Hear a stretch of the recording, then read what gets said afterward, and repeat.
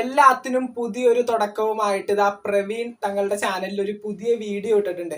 എന്തൊക്കെയാണെങ്കിലും ഈ കഴിഞ്ഞ കുറച്ച് നാളുകളായിട്ട് സോഷ്യൽ മീഡിയയിൽ അത്യാവശ്യം ചർച്ചയായിക്കൊണ്ടിരുന്ന രണ്ട് പേരുകളാണ് പ്രവീണും പ്രണവും. അവരുടെ ചാനലിലും അതുപോലെ തന്നെ അവരുടെ വീട്ടിലും എന്തൊക്കെയാണ് ഉണ്ടായ പ്രശ്നങ്ങൾ എന്നുള്ള കാര്യം നിങ്ങൾക്ക് എല്ലാവർക്കും അറിയാം. കാരണം നമ്മൾ തന്നെ ഒരുപാട് വീഡിയോസ് അതിനെപ്പറ്റി ചെയ്തിട്ടുണ്ടായിരുന്നു.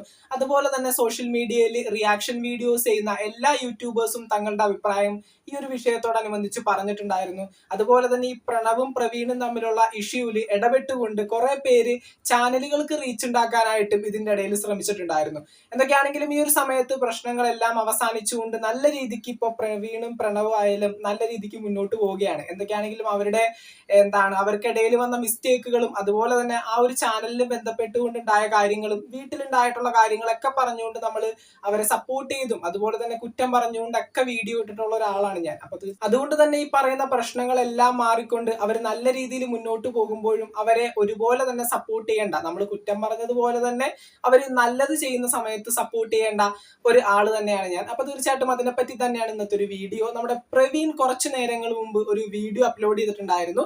അതായത് ഇപ്പൊ പ്രവീണിന്റെ ഭാര്യയും ഒരു ആയുർവേദ ശാലയിലാണ്, അല്ലെങ്കിൽ തങ്ങളുടെ ആ ഒരു പ്രഗ്നൻസിയോടനുബന്ധിച്ചുകൊണ്ട് പ്രവീണിന്റെ ഭാര്യക്ക് കുറച്ച് ചികിത്സയും കാര്യങ്ങളൊക്കെ പറഞ്ഞിട്ടുണ്ട്. അതുകൊണ്ട് തന്നെ ഒരു ആയുർവേദ ചികിത്സയിലാണ് ഇപ്പൊ ഇരുവരും നിൽക്കുന്നത്. അതുപോലെ തന്നെ അവർക്കുണ്ടായ ആ ഒരു കുട്ടിക്കും ഈ ഒരു ആയുർവേദ ചികിത്സ ബാധകമായതുകൊണ്ട് അവർ അവിടെ തന്നെ സ്റ്റേ ചെയ്തുകൊണ്ട് ഇപ്പൊ ഒരു ആയുർവേദ ചികിത്സ ചെയ്തുകൊണ്ടിരിക്കുകയാണ്. അപ്പൊ ഈ ഒരു ചികിത്സക്ക് ശേഷം തങ്ങളുടെ കുട്ടിയുമായിട്ട് കയറി ചെല്ലേണ്ടത് സ്വന്തം വീട്ടിലേക്കാണെന്നുള്ളൊരു മനോഭാവത്തോടു കൂടി പുതിയൊരു വീട് വാങ്ങാനായിട്ട് പ്രവീൺ ഇതാ മുന്നിട്ടിറങ്ങിയിട്ടുണ്ട്. ഇന്നിട്ടാക്കുന്ന വീഡിയോ അത് തന്നെയാണ്. ഒരു 4-5 വീടുകളൊക്കെ പോയി കാണുന്നുണ്ട്. സ്വന്തം വീട് വേണം എന്നൊരു രീതിയിലാണ് ഇപ്പൊ അവർ മുന്നോട്ട് പോകുന്നത്. അപ്പൊ കുറെ പേര് ഇതിന്റെ അടിയിൽ കമന്റ്സ് ആയിട്ട് വരുന്നുണ്ട്, സ്വന്തം വീട്ടിൽ നിന്ന് ഇറങ്ങിപ്പോയില്ലേ, എന്നിട്ട് ആ ഒരു പെർട്ടിക്കുലർ യൂട്യൂബ് ചാനൽ, അതാണ് മെയിൻ ആയിട്ടുള്ള കമന്റ് എന്ന് പറയുന്നത്. കാരണം അനിയനും അച്ഛനും അമ്മയും എല്ലാവരും കൂടി ചേർന്നുള്ള വീഡിയോസും കാര്യങ്ങളും അപ്ലോഡ് ചെയ്തുകൊണ്ട് ഇത്രയും വലുതാക്കിയെടുത്ത 40 ലക്ഷത്തിലധികം സബ്സ്ക്രൈബേഴ്സ് ഉള്ള ആ ഒരു പെർട്ടിക്കുലർ യൂട്യൂബ് ചാനൽ ഈ ഒരു പ്രശ്നത്തോടനുബന്ധിച്ചുകൊണ്ട് പ്രവീൺ ഒറ്റയ്ക്ക് കൊണ്ടുപോവുകയല്ലേ എന്നുള്ള രീതിയിൽ കുറെ കമന്റുകൾ കണ്ടു.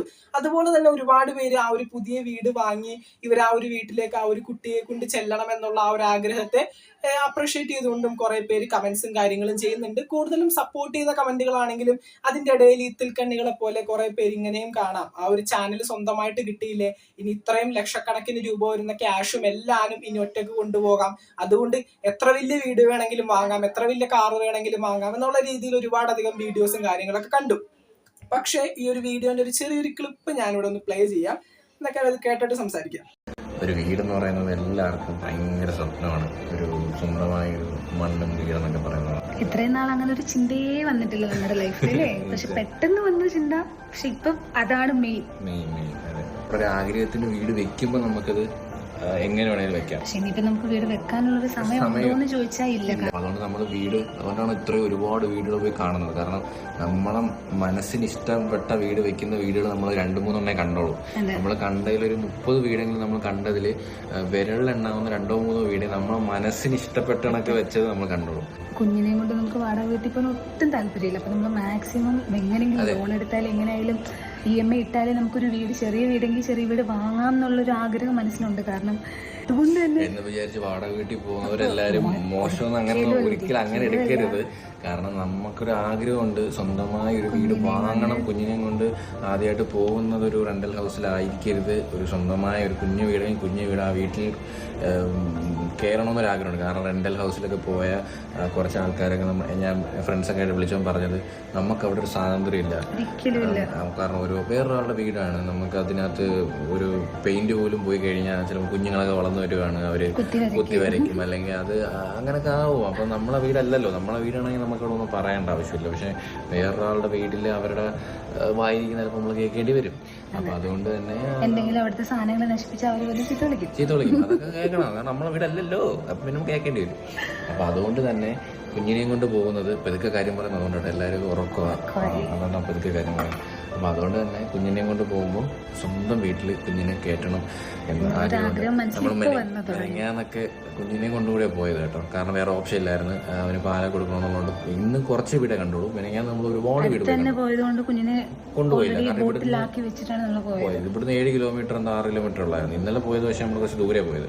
അപ്പോൾ അതുകൊണ്ട് കുഞ്ഞിനെ കൊണ്ടുപോയി. കുഞ്ഞിനെ കൊണ്ടുപോയപ്പോഴും നമ്മൾ കുഞ്ഞിനെ ഒരു വീട്ടിലും കയറ്റില്ല, കാരണം നമ്മളുടെ ആഗ്രഹമുണ്ട് നമ്മൾ കുഞ്ഞിനെ അപ്പൊ എന്തൊക്കെയാണെങ്കിലും സ്വന്തം കുട്ടിയെ കൊണ്ട് ആദ്യം കയറി ചെല്ലേണ്ടത് ഒരു വാടക വീട്ടിലായിരിക്കരുത് എന്നൊരു താല്പര്യത്തോടു കൂടി തന്നെയാണ് ഇപ്പൊ പ്രവീൺ ആ ഒരു വീട് വാങ്ങുന്നതിലോട്ട് പോയിക്കൊണ്ടിരിക്കുന്നത്. കാരണം ഒരു വാടക വീടെടുത്ത് താമസിക്കുന്നത് ഒരു തെറ്റായ കാര്യമോ അല്ലെങ്കിൽ ഒരു മോശമായിട്ടുള്ള കാര്യമോ അല്ല എന്നും ആ ഒരു വീഡിയോയിൽ അവർ പറയുന്നുണ്ട്. എന്തൊക്കെയാണെങ്കിലും ഒരുപാടധികം വീടുകൾ കാണാനായിട്ട് പ്രവീണും ഭാര്യയും എല്ലാവരും കൂടി പോയിട്ടുണ്ടായിരുന്നു. എന്തൊക്കെയാണെങ്കിലും കുട്ടിയെ അവർ ആ ഒരു വീട്ടിലോട്ട് കയറ്റിയിട്ടില്ല. അത് അച്ഛന്റെയും അമ്മയുടെയും വലിയൊരു ആഗ്രഹമായിരിക്കും. സ്വന്തം മകനോ മകളോ എന്തൊക്കെയാണെങ്കിലും കയറി ചെല്ലേണ്ടത് ഒരു വാടക വീട്ടിലേക്കല്ല. ഇപ്പൊ അവർ പറയുന്നത് പോലെ വാടക വീട്ടിൽ ഏതൊരു സാധനം എടുത്ത് നമ്മളൊരു ഷെൽഫിൽ വെച്ച് കഴിഞ്ഞാലും അല്ലെങ്കിൽ ഒരു ഫോട്ടോ എടുത്തൊരു ഭിത്തിയിൽ ഒരു ആണി അടിച്ച് തൂക്കി കഴിഞ്ഞാലും നമ്മളുടെ മനസ്സിലൊരു ചിന്ത വരും. എന്തൊക്കെയാണെങ്കിലും എന്തെങ്കിലും ഒരിക്കൽ ആ ഒരു ഫോട്ടോ ആ ഒരു ആണിയിൽ നിന്ന് ഊരിയെടുക്കേണ്ടി വരും, അല്ലെങ്കിൽ ആ ഷെൽഫിൽ വെച്ചിരിക്കുന്ന സാധനങ്ങൾ എന്തെങ്കിലും ഒരിക്കൽ ആ ഒരു ഷെൽഫിൽ നിന്ന് എടുത്ത് മറ്റൊരു സ്ഥലത്തേക്ക് മാറ്റേണ്ടി വരും.